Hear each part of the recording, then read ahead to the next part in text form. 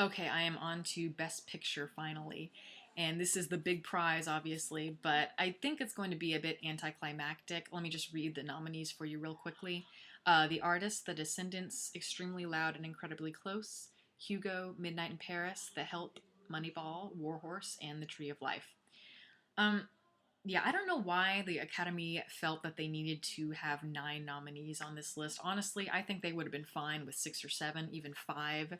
So it's really perplexing to me why they would pick so many nominees. And also, Extremely Loud and Incredibly Close, that came out of nowhere. I don't think anyone saw that coming as a possible nominee. I mean, I thought that if they were going to add an extra nominee in there, it would go to something that people actually saw, like I don't know, Bridesmaids or The Girl with the Dragon Tattoo, something kind of more commercially accepted, I guess.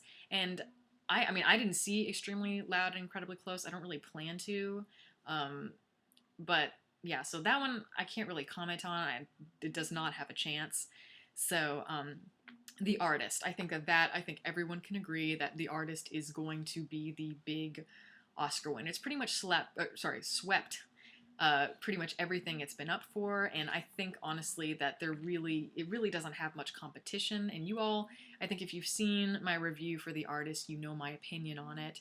My opinion is that I think in terms of its look, it's very meticulous in the way that it's executed. It really captures the 20s. The sets are great, the costumes are great, the music is fantastic, and the acting is great. But I don't understand why they felt that they needed to make a silent movie. To me, it's much more of a gimmick than it is a celebration of film in the way that Hugo is.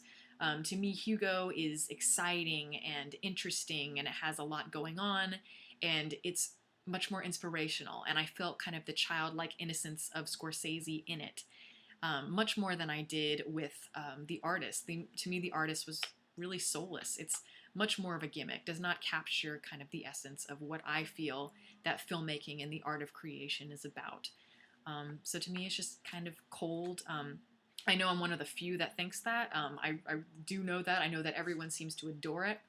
And it's a big crowd pleaser, and crowd pleasers tend to win Academy Awards. So I would not be surprised at all if that one won.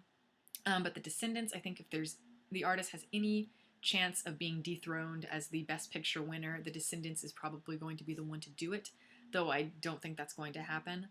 The Descendants, as I said before, I think it's one of the best films of the year.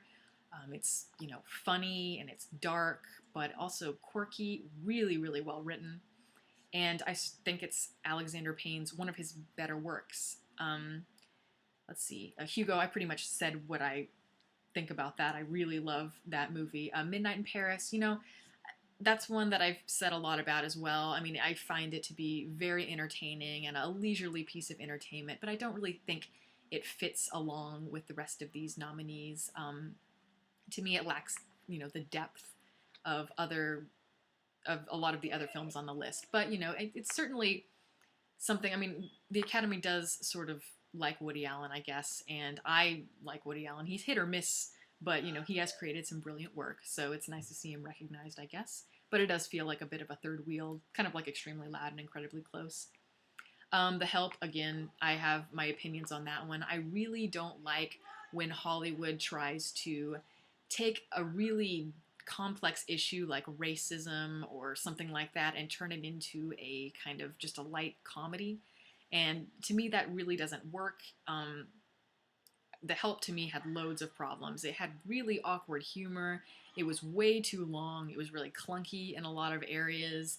And I mean, just way too many characters. And yeah, so, I mean, although it does have a really good ensemble, I liked the ensemble a lot. But yeah, I don't think it really has a chance. I think it's just there kind of to be recognized along with the supporting and best actor or actress nominations. Sorry. But Moneyball, that one is really great. Wonderfully, wonderfully written. Co-written by Aaron Sorkin, who I just adore. But yeah, Moneyball to me is one of the best, I think probably the best baseball film I've ever seen, and I've seen a lot of them.